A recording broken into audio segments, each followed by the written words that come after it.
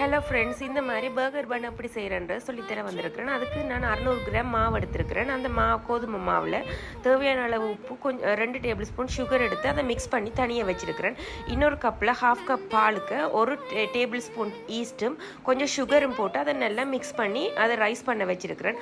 Already செஞ்ச மாவுக்குள்ள ஒரு முட்டையும் அதோடு நாங்கள் ஆல்ரெடி ரைஸ் பண்ண வச்சுருந்த ஈஸ்ட் கலவையையும் அதுக்குள்ளே கொஞ்சம் பட்டரும் போட்டு நல்ல ஸ்டிக்கியான டோவாக இந்த மாதிரி செய்து 2 ஹவர்ஸ் ரைஸ் பண்ண வச்சேன். நான் வச்சு எடுத்ததுக்கு பிறகு அதை தனித்தனியாக டிவைட் பண்ணி பர்கர் பன் ஷேப்பில் இந்த மாதிரி உருட்டி நான் ஒரு 1/2 அன் ஹவர் அதையும் வெளியில் உருட்டினதுக்கு பிறகு வெளியில் வச்சு அதுக்கு பிறகு 200 டிகிரி செல்சியஸில் பேக் பண்ணி எடுத்தேன். இந்த மாதிரி நல்ல சாஃப்டான நல்ல ஸ்பஞ்சியான பண்ணாக வந்திருந்தது. பேலன்ஸ் மாவில் நான் இந்த மாதிரி கொஞ்சம் சொசேஜ் பண்ணும் செய்தேன். நான் அதுக்குமே ரொம்பவும் ஸ்பஞ்சியாக நல்ல ஒரு டேஸ்டியான பண்ணாக வந்திருந்தது. இது மாதிரி செய்து பாருங்கள். தேங்க்யூ.